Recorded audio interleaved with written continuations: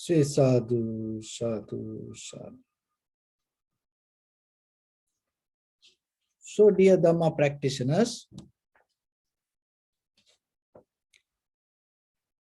so nowadays you may have seen that in Europe, where Euro Cup soccer games happening, and somehow you may follow some kind of sports, or you maybe you play whenever you have opportunity.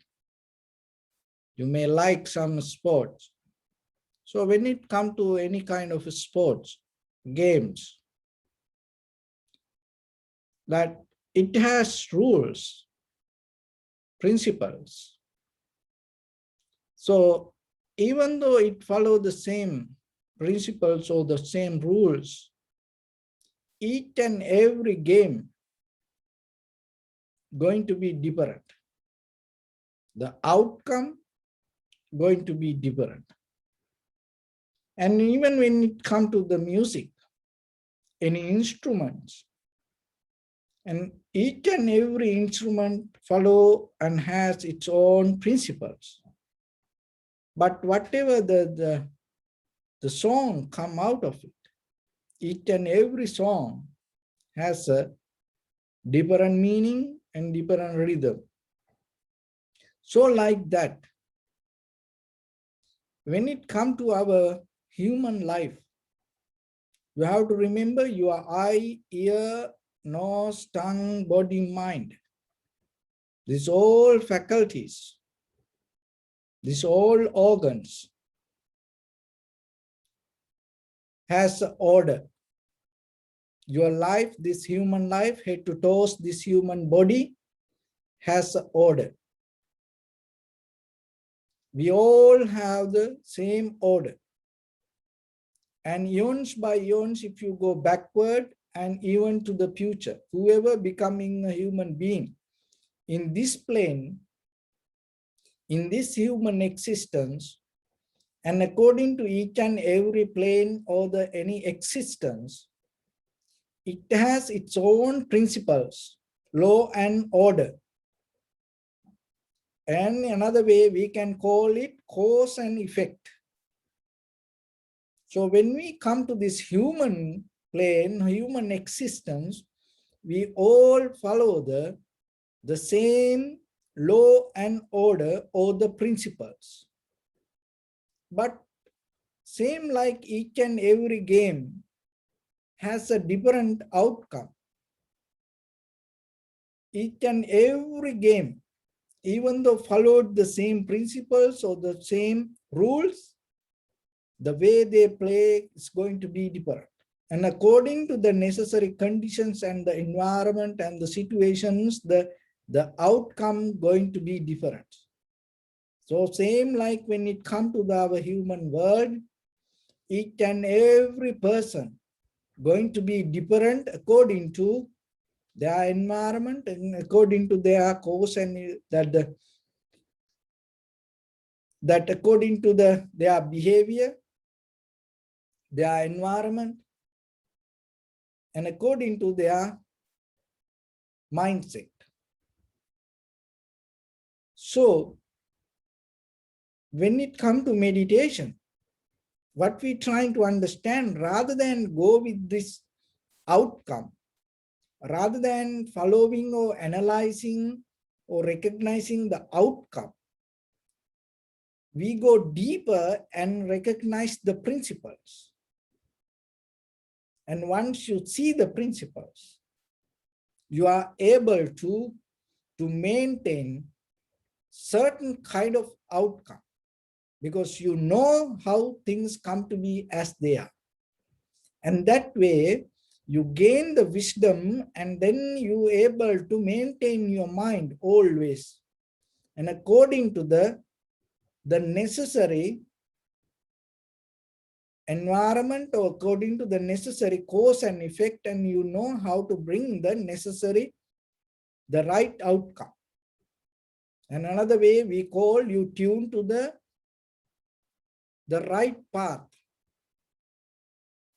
Why you need to tune to the right path?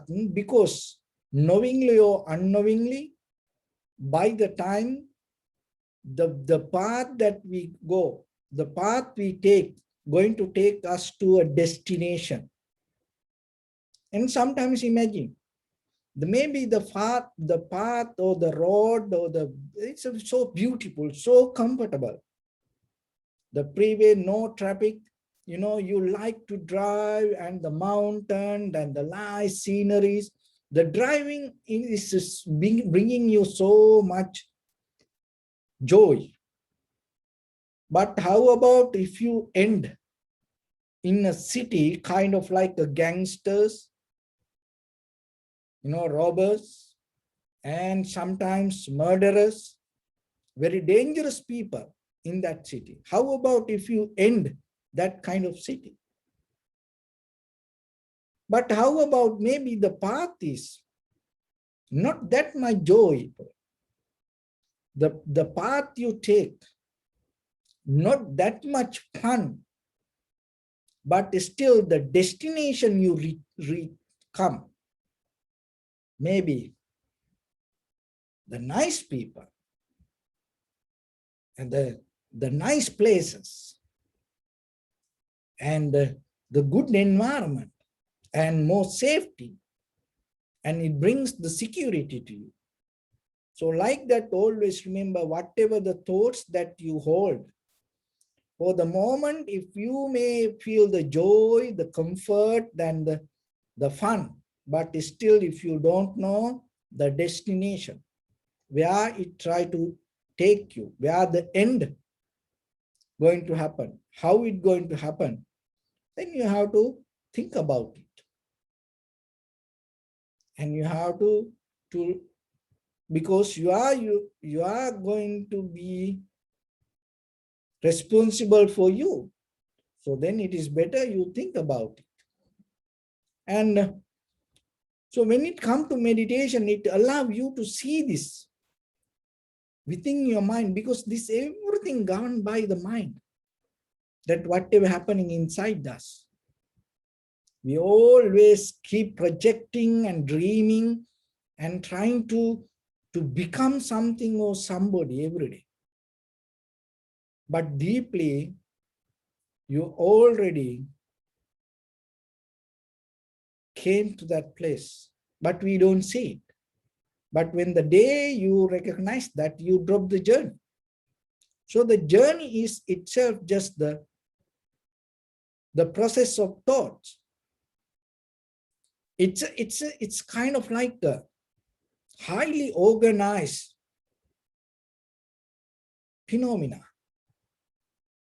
All this journey happening, the samsara means highly organized method. That is it. That when you break down it to the bottom, it's highly organized atoms, that in our body. Each and every trillions atom, highly organized, and each and everything communicate each other, following the pattern. And once it highly organized atoms become complete and come to a certain level, as a result of that, not by the power of something, as a result of success, organization, what happening, the molecules happen and the tissues come. So as a result of organized method, your organs come. That's why it's called organ. Why? Because it's highly organized. The very nature of the organs is that always keep processing. And it's kind of like a building up. It's kind of like a photocopy machine, always bringing the result out of it. It cannot stop itself. Why? Because it depends on the organized system. So then suddenly that one thing cannot stop. That's why this everything, heart, lungs, liver, kidneys, this everything highly organized and depend from each other. And maybe because of something, if you very badly damage one organ, then what happened? That other all organs going to fail. And the entire this system, head to toes, and it has a long history, and it keep happening and organizing and developing. The very nature of the organ, it is very, very important to understand yourself. It doesn't matter you like or not. The very nature of the organs developing the organ, that organism. And it always, that the living means it always functioning and happening the organism. That means it reproduct. As a child, and whatever the organs that you had, and it organ itself reproduct as something again and again and again and again. So then entire process and the organism happening moment by moment in you. That is the itself, which we call the conventional happiness or the satisfaction. So when you become satisfied, that means your organs had the organism, and then you complete that. And then once it complete, what happening, it again organize and keep happening, keep happening, keep happening. This is a system. It has principles. It follow the principles, and out of the principles, and the result come. So the meditation is rather than interfering and funding or the encourage the organism, rather than doing that, you observe and see this, how this organization work. And then you recognize there's nothing than the highly organized mechanism. Because as a result of that highly organized mechanism, the self arises. As a result of all this six awareness, your eye, nose, tongue, body, mind, this all come together, the recognition arises. And then as a result of that, the desire comes, and behind that desire, and again and again and again, things keep happening. So the meditation is a method that you observe. When you come to the point to observe, what you observe, you in the beginning, you observe. So whatever happening in this very moment, that is why we get the inhalation, exhalation as our primary mental object. So once you settle down with that, you can see your body and your mind, your breathing. It is not kind of like a controlling, but you can see, you can organize. And according to the order, the way that mind wants. So as example, just imagine the child, newly born child, maybe move here and there. And then very sitting yourself as example. Just I give this as a practice point of view to understand yourself just in the basic level. Don't caught up in the surface level, but try to get the meaning. Just imagine little child and always maybe moving here and there, and you say, don't move. Maybe you go to a special place, or maybe you go to the temple, or maybe for a party, or to see a friend or somewhere. And you say, behave nicely. Don't move. Don't touch things. But the child itself keep going here and there, jumping, playing. The child doesn't care whatever the things.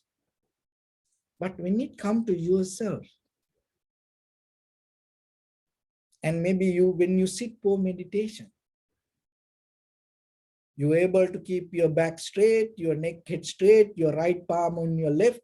Look, you take very conscious decision.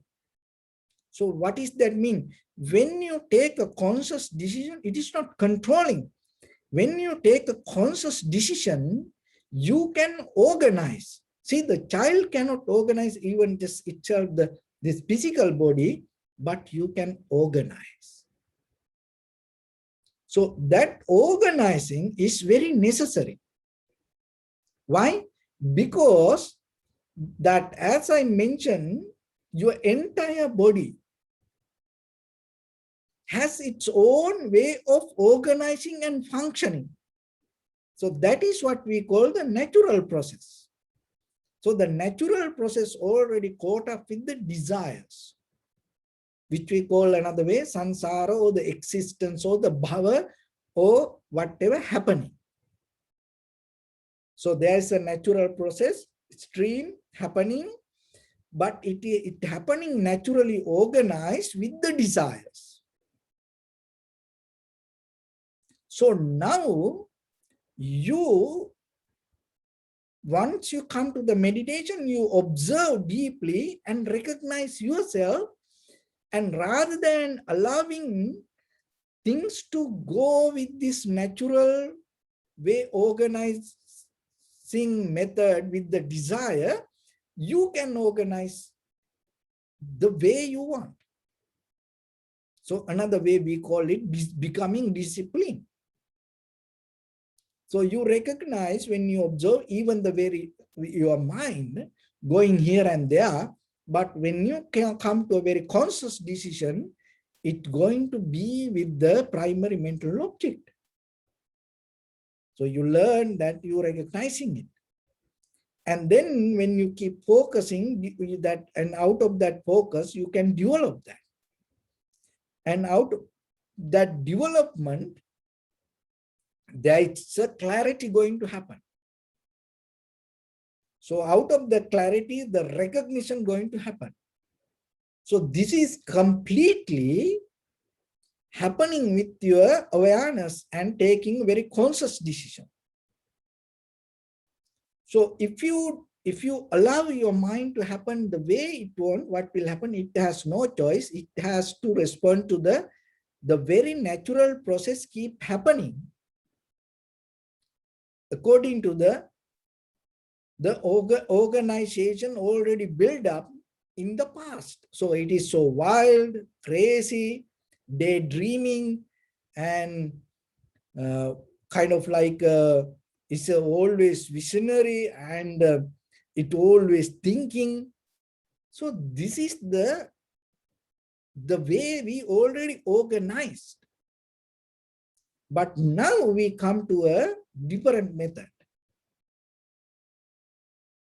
And we take a very conscious decision, and then little by little, we develop a profitable way of organizing our thoughts, our awareness, our recognition. So like that. So you are the one who then can gain the benefit out of it. What is that? The destination is going to end.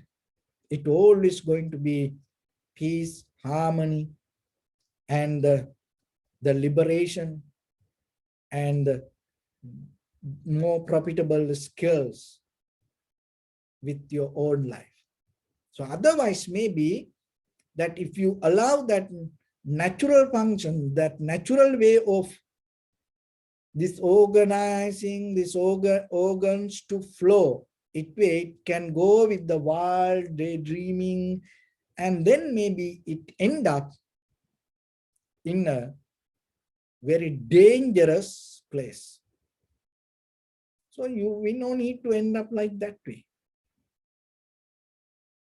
So then you have to remember whenever you have opportunity. So becoming profitable means rather than allowing things to happen, you develop the art of seeing. And that art of seeing, allowing you to make it you are so limited with the mind, and in a certain level, you able to settle down your mind with one thought. So it's kind of like you are an international traveler,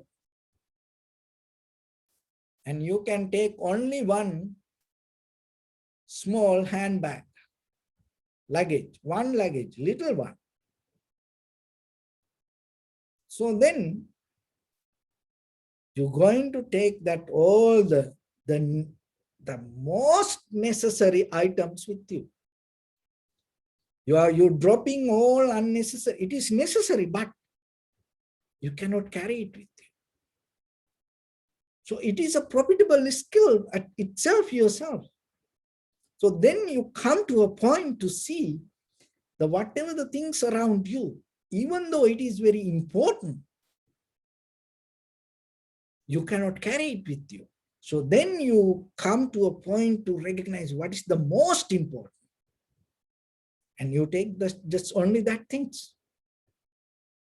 So then they get that same simile to your inner life. So in the moment that you are experiencing life with your eye, ear, nose, tongue, body, mind, with a lot of information which unnecessary. So then how about you come to a point like that international traveler, you come to a point in the moment, you get the most important perception to yourself, and you take a conscious decision to filter it to yourself. Why?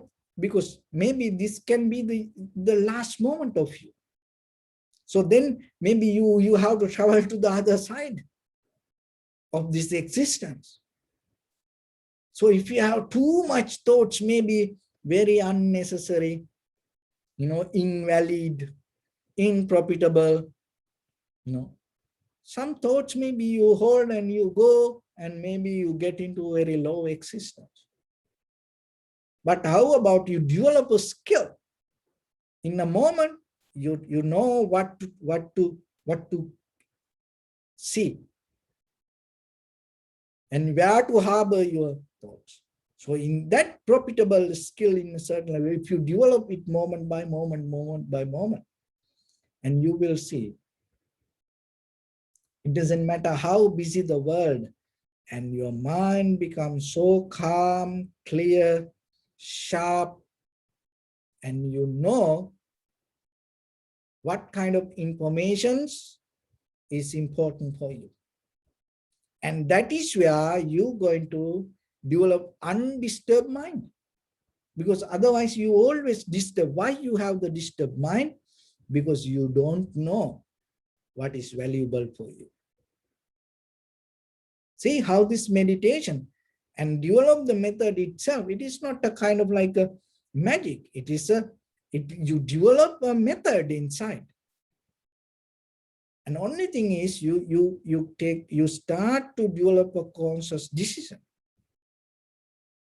And when you develop that way, in a certain level, when you have opportunity, the consciousness, we have to keep the consciousness and seeing that what to see. So when it comes to that, what to see in the world, there are a lot of things what to see. Look at with your eyes, whatever you saw, what happened to that? It's nothing wrong. You see and enjoy things. You hear and enjoy, smell and enjoy, eat and enjoy, feel and enjoy, think and enjoy. But look what happened to it. So then ultimately, what's the most important thing? So sanya. And when it comes to that, to see the most important thing out of your experience, anicca sanya, and see how things impermanent, moment by moment. So whatever, it doesn't matter. It's not going to affect for your enjoyment. Remember that. Don't worry about it. When you are able to see the anicca sanya, the very nature of the impermanent in the moment, that seeing itself will bring you to the exactly to the right point to experience the best in the life. That is the beauty of in this path. Rather than wasting your time for unnecessary things, when you are able to recognize the impermanent very clearly with whatever you experience, that is where you're going to come to a point to experience the best in the moment. Because you develop a skill in you to drop all the unnecessary things and you take most valuable things in the moment. Even in a family, even in the workplace, even in your studies, even in your social life, so even in your spiritual life, you know where to keep your mind. You don't spend your life in an unnecessary way. So anicca sanya, seeing impermanent will bring that abilities to you. Anatta sanya. Another thing is the next one. And nothing belongs to you. There is nothing bound to the self. Once you see that, it will help you to enjoy the moment without any kind of attachment. That is the highest way of enjoyment. Because the attachment not allow you to enjoy it. It block you, hinder you. So when you see a flower, when you see any beauty, even whatever you eat, or whatever the people you associate, so anything in this conventional life, it allows you to experience to the highest when you come out of the self-centered mind. Look at the life. We think the love governs the world. We think like that way. Oh, out of the people in this conventional life, oh, love is very important. Why? Because love is feeding to this world, love is protecting this world. But if you look very carefully, if the love governs this world completely so different than this. So what is governing this world? Egocentric mind, greed, hatred, and the delusion, not the love. So when you come and when you recognize anatta sanya, that selflessness with whatever you experience, it allows you to get out of the egocentric, self-centered life. That is where you become the right person to be in the world. If you able to come to that point and enjoy the world out of your enjoyment, no one going to get hurt. No one going to have the fear. No one going to get the disappointment. Out of your enjoyment, no one going to get unhappiness. Out of your enjoyment, there's no one seen or unseen, any living beings not going to get any disappointment. Just imagine. You can do that. You have that power in you. Just imagine how blissful Even just imagine, even just thinking like that way yourself, if you can be like that person. So, but we think, oh, love govern the world, oh, love is very important. But in the world, when it comes to the reality, underneath this all, the greed is more powerful, hatred is so powerful, ignorance is so powerful than the love. Why? Because we don't see. We don't see with our own perception. We don't see. It is selfless. We always think, oh, I enjoy, oh, I am this. We experience this world with the self-centered mind. See, then when you come to the vipassana level, see the what is the transformation happens mean? What is the change happening in you mean? It's nothing. When you experience when you develop the meditation, third eye, kind of like the people sometimes, put a tattoo like here eye, and they're believing it's kind of like there is a third eye, different eye, like that. And maybe they think you're going to get a different kind of organs. No, you're going to be the same. But the way you see going to change. How it is changed? So anatta sanya, you're going to recognize the very nature of impermanent.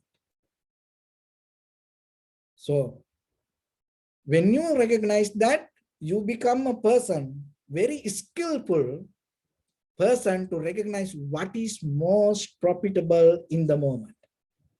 You don't waste your time for unnecessary things. So that will allow you to not to worry about your past. Why? Because you have done all the necessary things. Nothing to worry. It's kind of like when you recognize impermanent, another way it develop kind of like you become very urgent. You don't become very delayed, you don't become very lazy. And the second thing that you have to see, selflessness. When you recognize the selflessness, that you become the right person to the world to be here. And it's kind of like you look, the Buddha, like the mother love the child, and the whole world, this people, and looking for the Buddha. It's like like mother always keep looking for the child. Even child go here and there and play, the mother keep looking. Like people everywhere, reading through the books, listening, and now, look in this everywhere. People always look for the Buddha, searching.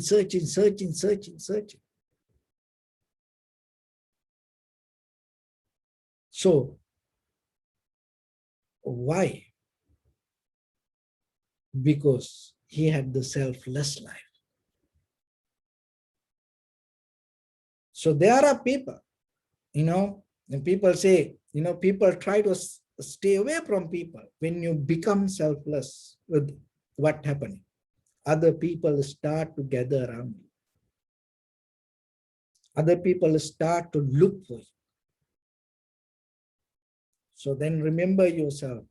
Learn to see with your experience, moment of experience. See how it is selfless. It's nothing to hold. There's no anything happening because of you. This everything from atom to this entire universe it's highly organized phenomena, nature, natural process. That's it. So as a result of that, we experience this all. So that's why there's nothing to hold as self. Anicca sanya, anatta sanya, and the asubha sanya.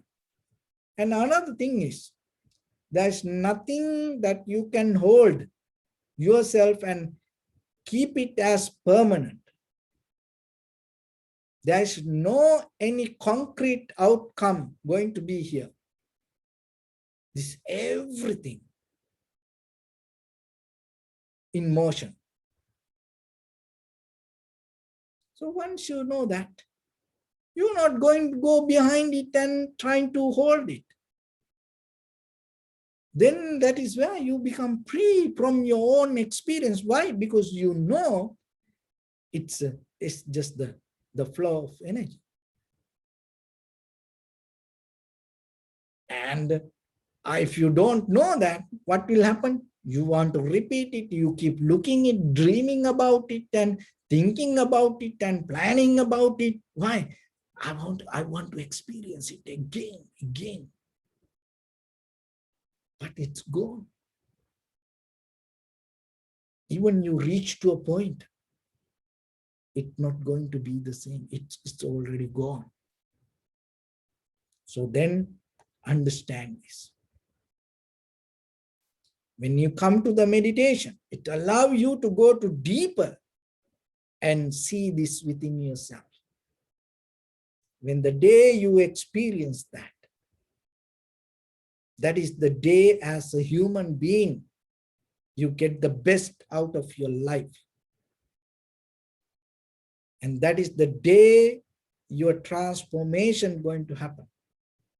That is the day your liberation happens. That is the day the ultimate bliss of Nibbana going to be with you. I hope this information will help for you. So by the power of this all meritorious activities, may all of you be well, happy and peaceful. May no harm come to you, may no difficulties come to you, may no problems come to you. May you also have the patience, courage, understanding and determination to meet and overcome inevitable difficulties in your life. During this time period, may everyone stay healthy and safe. And finally, may all of you attain supreme bliss of Nibbana. Sabbityo vajjantu sabbarogo vinasatu mate bhavatantarayo sukhi digayuko bhavat. Ettavata cha ammi sampadam punya sampadam. Sabbe deva anumodantu sabba sampatti siddhya sabbe bhuta anumodantu. Sabba sampatti siddhya sabbe satta anumodantu sabba sampatti siddhya. Idamme punya kammang asavakkaya vahang hotu sabba dukkha pamuncatu. Bless you.